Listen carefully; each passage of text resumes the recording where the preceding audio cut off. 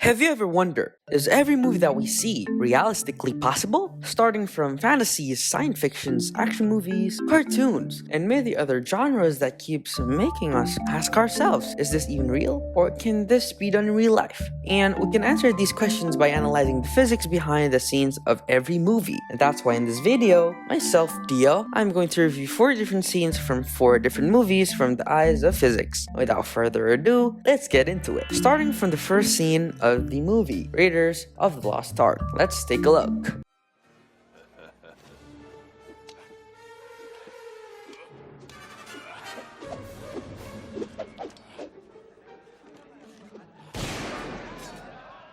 Now in this scene, there may be nothing really wrong, but if we are being really observant, we can notice that when Indiana Jones shoots his revolver, it doesn't result any recoil or any knockback impact by his hands. This scene shows a violation towards one of the physics concepts, conservation of momentum. This is also represented in Newton's third law of motion. For every action, there's an equal and opposite reaction. When shooting a bullet from a gun, it exerts a force towards the forward direction, while based on the conservation of momentum principle, it states that the bullet also exerts an equal force yet in the opposite direction or backward, which would cause the gun itself to also move with the same momentum of the bullet, knowing that the gun and bullet is in one system.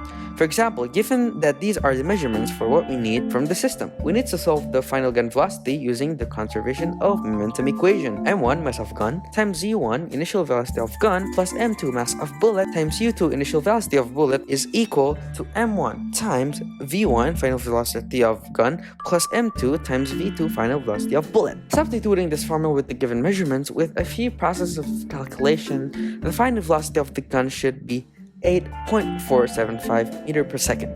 In conclusion, for every action there is an equal and opposite reaction, means moving bullet from a gun would cause the gun to also move through conservation of momentum, and there is no way of shooting a gun causing the gun to remain stationary, because the momentum resulted from the bullet also applies to the gun.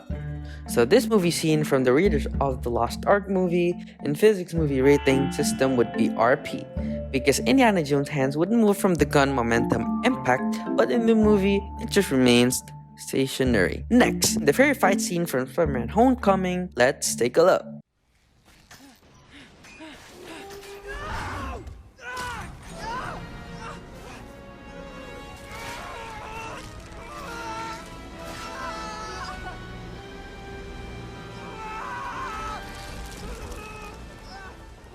Is this scene scientifically possible?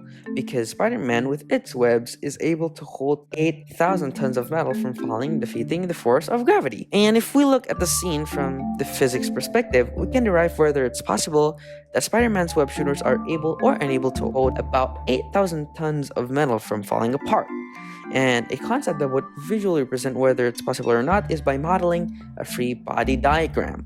And this is the free body diagram. From this free body diagram, we can visualize that the tension force acted upon from Spider-Man's webs is against the gravitational force. And the more the ship leans, the greater the gravitational force is. At the scene, the angle shows in an obtuse figure, meaning that it is more leaning to the opposite direction, resulting in a greater gravitational force.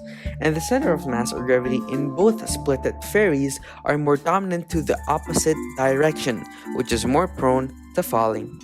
And additionally, Spider-Man's webs are too few, so the ships are more prone to falling because of its lean. The webs do not cover every surface area, which causing imbalance. So it doesn't matter how strong the webs are. If it doesn't cover every area, it would be the same thing. In conclusion, that the tension force is too little than the gravitational force, causing the webs to disconnect. Next movie scene is a jumping out a window scene from Mission Impossible Fallout. Let's take a look.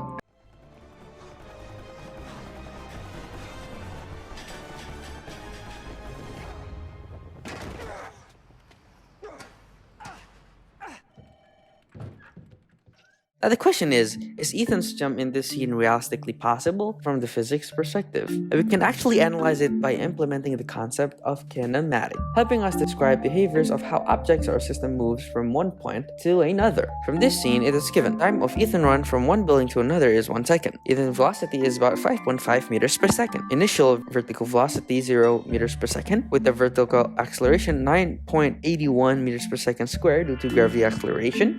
And let's ignore drag or air resistance. And we can use the displacement formula d equals initial velocity times time taken plus a half times a or acceleration times time taken to the power of 2. And first of all, let's calculate the vertical displacement or y, which is 4.9 meters. And because Ethan lands on his hands, which means height are decreased by his height 1.7 meters, which is 3.2 meters. So the height between these two buildings is about 3.2 meters. And let's calculate the horizontal displacement or x, which is 5.5 meters. And the distance between two buildings is about 5.5 meters. And from the calculated dimensions compared to the movie scene, it appears close to being accurate from how we can estimate both height and distance between two buildings, which is not far from the dimensions that have been calculated, which are 3.2 meters of height difference, 5.5 meters of distance, with maybe a little margin of error due to ignoring the air resistance. And in physics movie rating, this is good physics in general, because the dimensions calculated matches with what is estimated from the scene. Proceeding to our last scene from our last movie, Up. Let's take a look.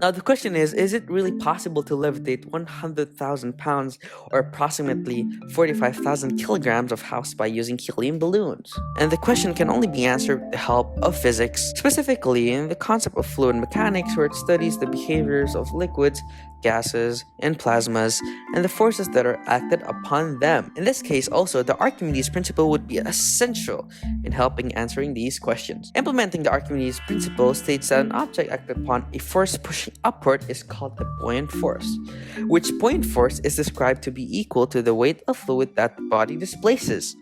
And the reason why helium balloons float on air is because it has a density lower than the density of air, the fluid around them. If an object has a lower density than the fluid that it is placed on, buoyant force will be greater than the gravitational force. And to make Carl's house float, the buoyant force must be greater than the gravitational force. Now this is the visual representation from the helium.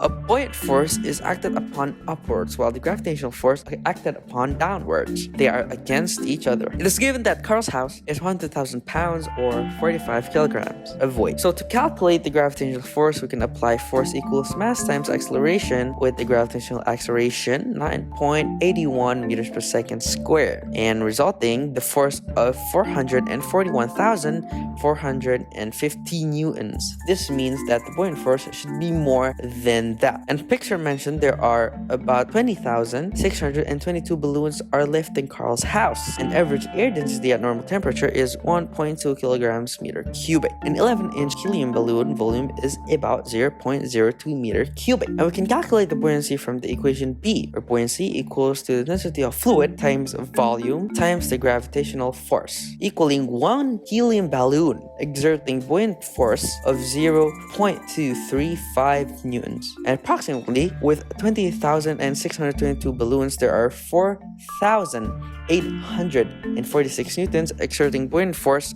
upwards, which is not enough to levitate and float a 45,000 kilogram house. In fact, to make it able to float the house, the gravitational force divide one helium and resulting 1,878,510 balloons in order to make Carl's house levitate and float. So I would rate this movie's physics perspective as PGP 13.